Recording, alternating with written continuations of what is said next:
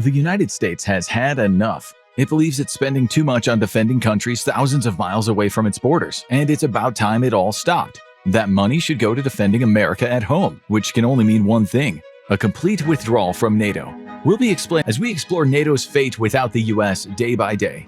Day 1. It's a move that's been a year in the making. The United States triggered Article 13 of the NATO treaty by providing a notice of denunciation to the rest of the group's members. Ironically, the US gave that notice to itself per Article 13 before disseminating the information to NATO's 31 other members. It was huge news at the time, but the process was slow enough to give Europe's leaders hope. Maybe the US president would change their mind over the course of a year. They would see how valuable NATO was both to America's defense and to its ability to project power and influence over the rest of the world. After all, wasn't America the only nation to have ever triggered Article 5 of the NATO treaty, asking others to come to its aid in the wake of the September 11, 2001 attacks on its territory? Surely that had to count for something. Unfortunately for the rest of NATO, the US doesn't change its mind. The one-year denunciation period ends, and the US starts actively preparing for withdrawal from NATO. That starts with the military bases America has dotted around Europe. Alarm bells are ringing in the commands of those military bases. There are dozens of those bases being hosted by America's former NATO comrades. Germany, Poland, the UK, Belgium, Norway, Spain, and Portugal are all home to US military personnel. All told, there are over 40 bases spanning from Greenland, which is owned by NATO member Denmark, and Turkey's border with Russia.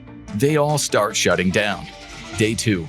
The shutdown is moving faster than anybody could have anticipated, and it all starts with the withdrawal of the 20,000 soldiers the US sent to the smaller NATO member states bordering Russia and Belarus. Those 20,000 US soldiers, who are primarily stationed in the Baltic states of Lithuania, Estonia, and Latvia, along with Poland and Romania, don't all leave at once. It takes time to complete a full withdrawal, but they're on their way out. Elsewhere in Europe, similar withdrawals are starting at other US military bases. Germany starts losing many of the 39,000 American personnel it has stationed in its country. Hundreds of the 10,000 American soldiers in the UK are packed into ships and planes as they head back home. Italy's 13,000 US troops are also leaving. It'll take several months for the US to pull its forces out entirely, but by the time it's done, Europe's NATO members will have lost between 75,000 and 105,000 soldiers from the US Army, Navy, and Air Force. But there is one bright spot for Europe's NATO members. The American soldiers may be going back home, but they're leaving behind billions of dollars of infrastructure. The US can't exactly pack up its bases and send them back home, and it spent heavily on its European NATO bases. In 2022 alone, America poured $3.8 billion into its European Deterrence Initiative Fund, followed by $4.2 billion a year later.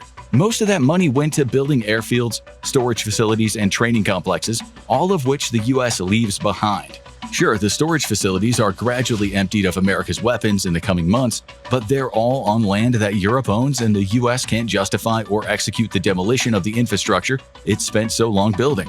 But at least the US is saving some money. It paid 66% of the $2.5 billion annual cost of using and supplying those bases, with its allies covering the other 34%. Those NATO allies now have to cover 100% of the costs, with the US saving itself about $1.65 billion per year, a drop in the ocean for a country that spends over $840 billion on defense annually. Day 10. The withdrawal is well underway, and the leaders of Europe's NATO members are panicking. They had a year to prepare for what was coming, but they still weren't ready. That's pretty typical of Europe. The European Union, or EU, often finds itself mired in debates. With so much crossover between EU and NATO members, there's been a whole lot of talking about what to do when the US withdraws, and not enough action.